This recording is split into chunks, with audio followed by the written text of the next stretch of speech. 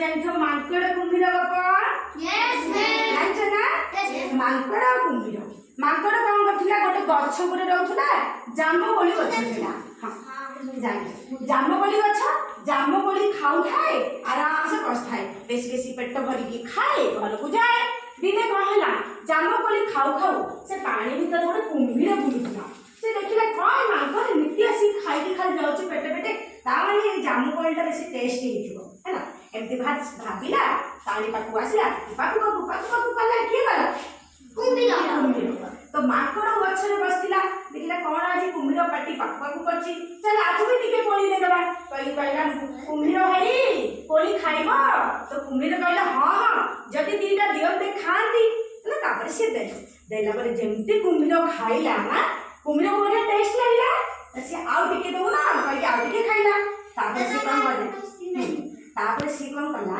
ମାଙ୍କଡକୁ ଟିକେ ଗେନ୍ଦୁଳିବା ପାଇଁ, ମାନେ ଟିକେ ତାକୁ ଭଲ କହିଲେ ସେ ମାଙ୍କଡ ଆଉ ଟିକେ ଦବ ବୋଲି ଏହା ଭାବିକି ମାଙ୍କଡକୁ କହିଲା ମୈତ୍ରେ, ଆଜିଠୁ ତମର ମୋର ମୈତ୍ରେ।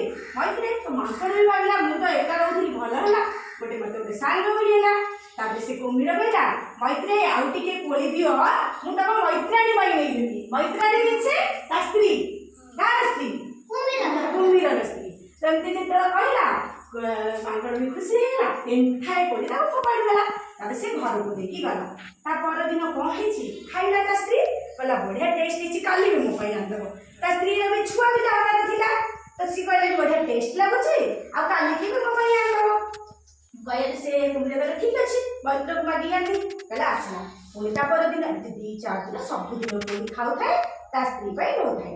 ଦିନେ କହିଲା ତା ସ୍ତ୍ରୀ କହିଲା ଯେ ଦେଖ ଜାମୁକୋଳି ଏତେ ଟେଷ୍ଟ ଲାଗୁଛି, ତାମାନେ ମାଙ୍କଡ ସବୁଦିନ ହିଁ ଜାମୁକୋଳି ଖାଉଛି, ତ ତାର ପୁରା ବଡିଟା କେତେ ଟେଷ୍ଟ ହେଇଥିବ, ତାର ଯୋଉ ଦେହରେ କଲିଜା ଅଛି ତ ସେଇଟା କେତେ ଟେଷ୍ଟ ହେଇଥିବ। କହିକି କୁମ୍ଭୀରକୁ ତା ସ୍ତ୍ରୀ କହିଲା ତମେ ଯେମିତି ହେଲେ ମାଙ୍କଡକୁ ଆମ ଘରକୁ ଆଣ, ତାକୁ ଆମେ ମାରିଦବା, ତାକୁ ଆମେ ରାନ୍ଧିଦବା, ଭଲ ଭଲ କରି ଟେଷ୍ଟି କରିକି ଖାଇବା। ସେ ବେଶୀ ଟେଷ୍ଟିଟା ହେଇଥିଲା, ଏତେ ଯାହା କୋଳି ଖାଉଛି। ତ କୁମ୍ଭୀର ବି ତା ବୁଦ୍ଧିରେ ପଡିଲା, ବୋକା କୁମ୍ଭୀର କହିଲେ ହଁ ତ ସତ କଥା ତ କହୁଛୁ, ହଉ ତାକୁ ଯେମିତି ହେଲା ଆଜି ଆଣି। ଏ ସକାଳୁ ଯାଇକି ସେ ଗଛ ପାଖରେ ଜଗିଛି ପାଣି ଭିତରେ, କଣ ଆଜି ମାଙ୍କଡ ଆସୁନି। ମାଙ୍କଡ ଟିକେ ଲେଟ୍ରେ ଆସିଲା ସେଦିନ। ତାପରେ ସେ ପଚାରିଲା ମୈତ୍ରେ କଣ ଆଜି ଏତେ ଲେଟ୍ରେ ଆସିଲ ବା? ନାଇଁ ଟିକେ ସିଆଡେ ଥିଲି ତ, ଅନ୍ୟ ଗଛ ଆଡେ ଯାଇଥିଲି, ମତେ କେନ୍ଦୁ ଟିକେ ମିଳିଗଲା ତ ଖାଉଥିଲି, ସେଥିପାଇଁ ଲେଟ୍ ହେଲା। ନା ଆଉ ତମର ମୈତ୍ରାଣୀ ଆମର ମୈତ୍ରାଣୀ ଖାଇଲେ କୋଳି? ନା ହଁ ଖାଇଲେ, ଆଉ ସେ କହିଲେ ଯେ ଆଉ ତମ ସାଙ୍ଗ ଏତେ ତ ଆମକୁ ଦଉଛନ୍ତି, ତାକୁ ଆମ ଘରକୁ ଟିକେ ବୁଲିବା ପାଇଁ ଆସ, ବୁଲିବା ପାଇଁ ଆଣ। ତ କହିଲେ ମାଙ୍କଡ କହିଲା ମୋର ତ ସେମିତି ପାଣିରେ ପହଁରିବାର ଅଭ୍ୟାସ ନାହିଁ, ମୁଁ ତ ପହଁରି ପାରିବିନି, ମୈତ୍ରୀ କେମିତି ଯିବି? ନା ଏଇଟା ଗୋଟେ କଥା, ମୋ ପିଠିରେ ବସ, ମୁଁ ତମକୁ ଆମ ଘରକୁ ଦେବି। ତ ମାଙ୍କଡ ବି ରାଜି ହେଇଗଲା, କୁମ୍ଭୀର ବି ରାଜି ହେଇଗଲା। ମାଙ୍କଡ କଣ ଜାଣିଥିଲା ଯେ କୁମ୍ଭୀର ଏତେ ପ୍ଲାନ୍ କରିକି ଡାକୁଛି ବୋଲି? ଜାଣିନଥିଲା ନା। ସେ ବସିଲା, ଗଲା, ଅଧା ବାଟ ହେଇଛି କୁମ୍ଭୀର କହିଲା ବୁଝିଲେ ନାଇଁ, ମାଙ୍କଡ ପଚାରିଲା ମୈତ୍ରୀ ତମର ଆଜି କଣ କଣ ରୋଷେଇ ହେଇଛି ମୋ ପାଇଁ? ବହୁତ କିଛି ହେଇଛି, ତ ମୈତ୍ରାଣୀ ରାନ୍ଧିଛନ୍ତି? ନା ହଁ ହଁ। ତାପରେ ସେ କହୁ କହିଦେଲା ନାଇଁ ବୁଝିଲ ନା ମୈତ୍ରୀ, ମୁଁ ତମକୁ କଣ ପାଇଁ ଆଣିଛି ଜାଣିଛ ନା, ମୋ ସ୍ତ୍ରୀକୁ ତମ କଲିଜାଟା ଟିକେ ଖାଇବାର ଅଛି। ତମେ ଏତେ କୋଳି ଖାଉଛ ନା, ଏତେ ଟେଷ୍ଟି କୋଳି, ତ ସେ କହୁଥିଲା କି ତମ କଲିଜାଟା ଖାଇବ। ମାଙ୍କଡ ତ ବହୁତ ଚାଲାକ, କଲିଜା ଜିନିଷ ଯିଏ ଖାଇଲା ଜିନିଷ ସିଏ ମରିଯିବ। ମାଙ୍କଡର କଲିଜା ଯଦି କୁମ୍ଭୀର ଖାଇବ, ମାଙ୍କଡ ବଞ୍ଚିବ କି? ମରିଯିବ। ତ ମାଙ୍କଡ ବହୁତ ଚାଲାକ, ଫାଷ୍ଟ ତ ହଡବଡି ହେଇଗଲା, ଡରିଗଲା। ତାପରେ କହିଲା କି ମା ଏମାନେ ମତେ ମାରିବାକୁ ରହୁଛନ୍ତି, ଏମାନଙ୍କୁ କୋଳି ଦେଇକି ହେଲ୍ପ କଲି ମାରିବାକୁ ରହୁଛନ୍ତି। କହିକି ସେ ହଠାତ୍ କୁମ୍ଭୀରକୁ କହିଲା କୁମ୍ଭୀର ମୈତ୍ରୀ ତମେ କେତେ ବଡ ଭୁଲ କଲ, ମତେ ଆଗରୁ କହିଲନି। ତ କୁମ୍ଭୀର ପଚାରିଲା କଣ ହେଲା? ନା ତମେ ଆଗରୁ ଯଦି କହିଥାନ୍ତ, ମୁଁ ଯୋଉ କଲିଜାଟା ଖାଇବେନି କି ତମ ସ୍ତ୍ରୀ ମୈତ୍ରାଣୀ, ସେଟା କଣ କରିଛି ଗଛ କୋରଡ଼ରେ ରଖିଦେଇଛି। ସେ କାଳେ କଣ ଇଆଡେ ସିଆଡେ ହେଇଛି ବୋଲି ତା ଭିତରେ ରଖିଦେଇଛି, ତ ତା ଭିତରେ ରଖିଦେଇଛ ତ ଆଉ କେମିତି ହବ?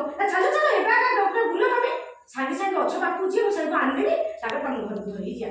ତ କଣ ହେଲା, ବସିଛି ମାଙ୍କଡ ସିନା ବହୁତ ଡରି ବସିଛି। ତାପରେ ସେ କହିଲା ସାଙ୍ଗେ ସାଙ୍ଗେ କୁମ୍ଭୀର ବୁଲି ପାଣିରେ ଗଛ ପାଖକୁ ଗଲା। ତାପରେ ଦେଖିଲା ଯେମିତି ଗଛ ପାଖ ହେଇଛି, ମାଙ୍କଡ ମାରିଲା ଗୋଟେ ଜମ୍ପ, ପୁରା ଡେରିକି ଗଛକୁ ଧାଇଁଲା, ପଳେଇବ ନା ନାଇଁ?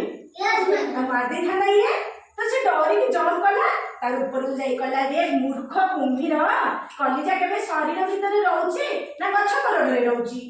ତୁ ତ ବହୁତ ଧୋକେବାଜଟା, ମୁଁ ତତେ ହେଲ୍ପ କଲି, ତୁ ମତେ ମାରିବାକୁ ନଉଛୁ।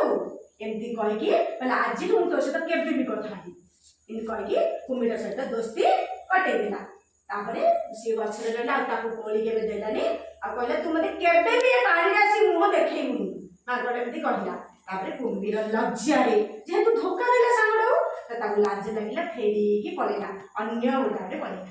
ଠିକ ଅଛି।